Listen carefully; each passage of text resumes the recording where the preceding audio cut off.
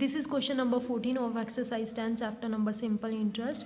P and Q invest rupees 36,000 and rupees 25,000 respectively at the same rate. Rate is same beta of interest per year, right? So here P deposit this amount. This is the sum, means this is the principal of P. This is the sum that he deposits in the bank, and Q deposit 25,000. Right? So if at the end of 4 year is the time, 4 year के बाद P gets rupees 3080 more than Q. P को इतने पैसे Q से ज़्यादा मिलते हैं. Means in the end of the year, अगर 4 साल ईयर के बाद अगर दोनों के जो भी उनको अमाउंट मिलता है उसका डिफरेंस देखा जाए तो इतना डिफरेंस उसमें आता है. Right? Find the rate of interest. हमने आर की वैल्यू फाइंड करनी है. So let's start. सो बेटा for the first case principal of P is this, time is 4 year, rate we have to find. We will find simple interest here. So zeros will be cancelled. After multiplying 360 with 4 you will get 1440 and R will come as it is with this. This is the simple interest of P. Next now we will find simple interest of Q. This is the principal of Q. Time is this, rate is this.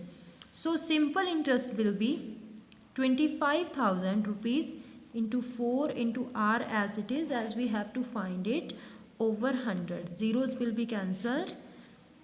This is the 25 4s are 100, so it becomes 1000 R.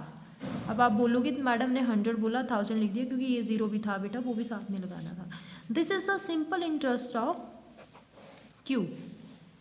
Getting? Now according to question, in question there was already mentioned that at the end of 4 years the simple interest of P is greater than Q.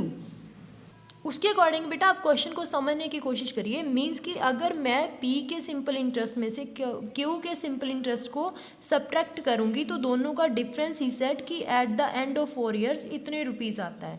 Means simple interest of P minus simple interest of Q, यही तो है कि इसको इतने पैसे ज़्यादा मिलते हैं. इट मीन्स दोनों को अगर सब्ट्रैक्ट करेंगे तो इतने पैसे आएंगे. ठीक है, इतना ही डिफरेंस होगा ना. तो लेट्स स्टार्ट. अब हम दोनों को क्या करते हैं ना, इनका डिफरेंस निकाल के देखते हैं यहाँ पे कितना आता है. जो भी आंसर आएगा उसको हम इस डिफरेंस के इक्वल रख देंगे, या फिर आप सीधा सीधा यहाँ पे वैल्यूज पुट करिए. लिखिए 1440 R minus 1000 R is equals to 3080. यही तो है ना. When we will subtract it, we will get 440 R is equals to 3080.